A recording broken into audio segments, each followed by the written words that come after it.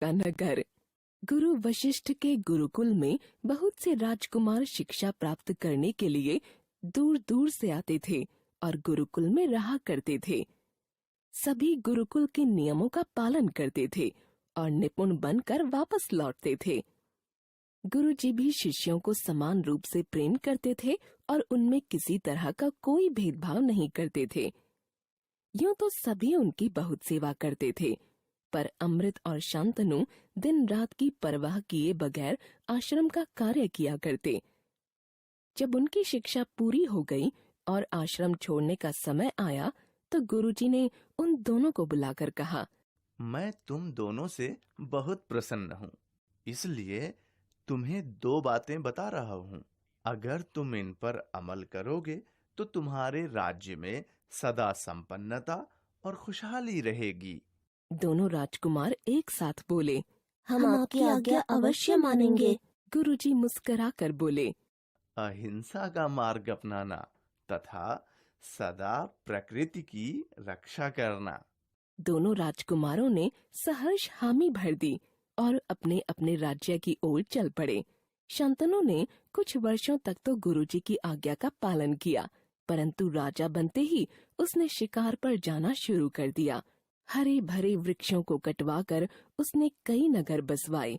धीरे धीरे उसके राज्य में गिने चुने पेड़ ही बाकी रह गए, जिसकी वजह से पर्यावरण असंतुलित हो गया और सूखा पड़ने लगा। वहीं दूसरी ओर अमृत को अपना वचन याद था।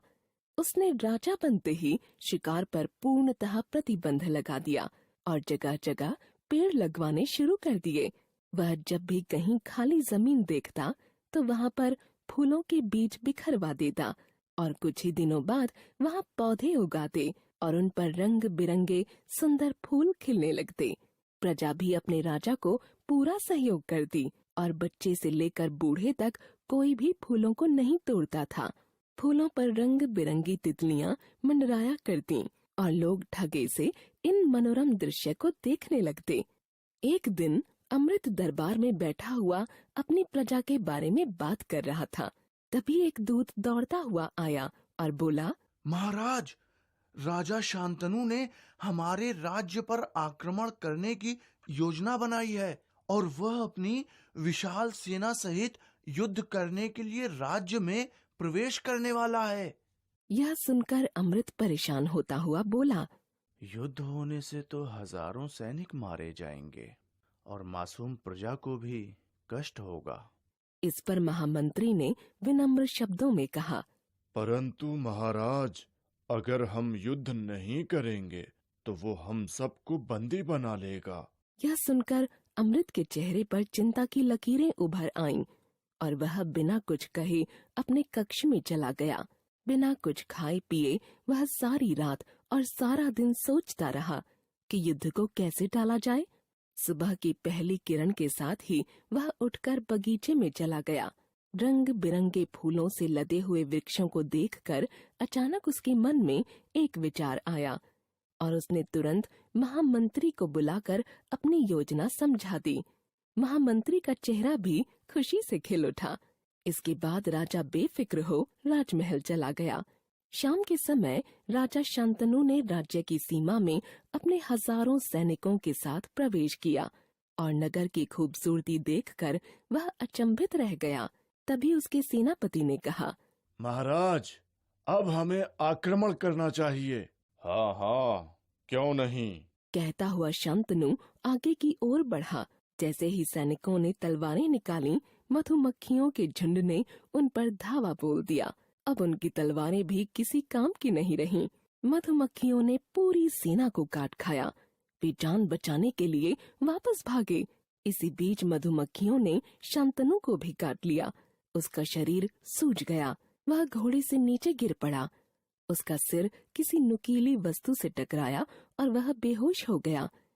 जब उसको होश आया तो वह अमृत के राजमहल में था और अमृत उसके माथे पर प्यार से हाथ फेर रहा था। शांतनु रुंधे गले से बोला, मैं तुम्हें जान से मारने आया था और तुम्ही ने मेरी जान बचाई है। अमृत उसके आंसू पोंछते हुए बोला, मैंने हमेशा गुरु जी की सीख पर अमल किया है। अहिंसा ही मेरा धर्म है। अमृत ने शांतनु के चेहरे पर अचरज के भाव देखकर कहा, तुमने देखा कि मेरे राज्य में हर कदम पर फूलों से लदे हुए वृक्ष हैं और उनमें सैकड़ों मधुमक्खियों ने अपने छत्ते बनाए हुए हैं।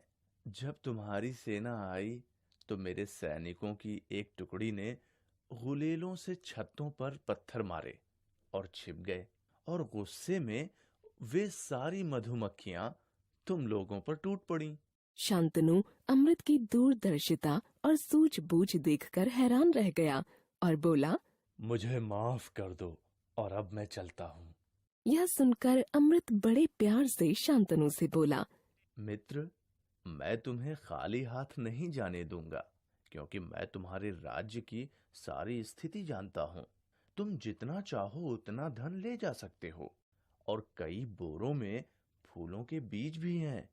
उन्हें तुम मिट्टी में दबवा देना, ताकि जब मैं तुम्हारे यहाँ आऊं तो तुम्हारे राज्य को खूब हरा भरा पाऊं। शांतनु अमृत का प्यार देखकर खुशी के मारे रो पड़ा और बोला, मैं भी अपने राज्य को तुम्हारे जैसा ही फूलों का नगर बनाऊंगा।